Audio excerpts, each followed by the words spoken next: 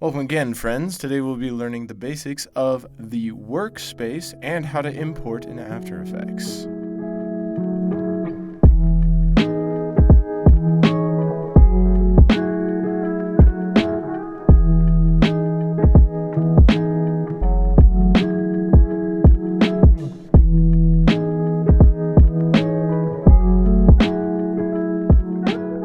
Okay, you've already opened up a new project. You've got a new composition. This is what we are looking at so far.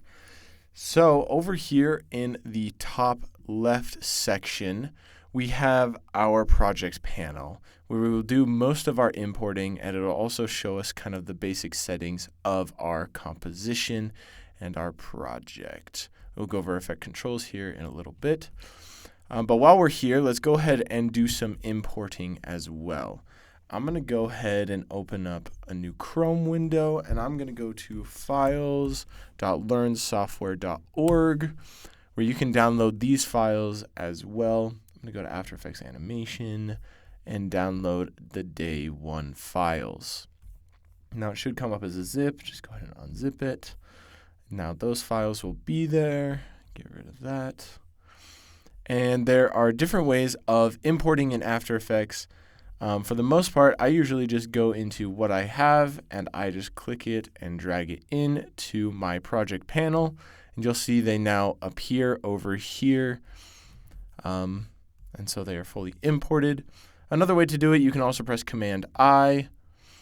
That will bring you into the import window, and you can go through and select what you want to import and press it as well. I've already imported them, so I'm just going to kind of move on from that. Another way is to just press File, then come up to Import, and then press File or multiple files, depending on what you want to do. But those are some pretty easy ways to be able to import your footage. Moving on in our workspace, we have our composition panel over here. So once we actually put our files into our timeline like this, we will be able to see what we have within our composition within our video. Some good ways to be able to navigate around here. If you have a trackpad, you can pinch to zoom in or zoom out.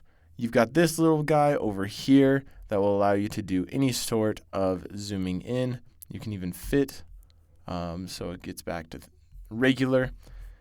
Another way to be able to fit if you don't like clicking on that thing over there, you can do Shift backslash, I believe that is one of the slashes. You can also do Option and scroll if you are on a mouse. That is a great way to be able to zoom in and zoom out.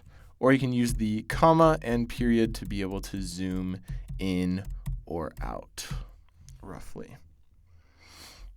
To be able to full screen anything, any one of these places in your workspace, make sure that you're clicked on that thing and press the tilde button. And as long as it is on fit, it will full screen. So you can be able to see that. Just go ahead and press the tilde again, and that will go back to normal. And you can do that with anything in your workspace. And last thing for your composition viewer over here, you can toggle transparency mode right here so you can see what will actually be showing or not, just in case. Over here on the right-hand side of our workspace, we have all of these little guys that we can click on and see how we can use them. I won't go through all of them, but I'll go through the most useful ones.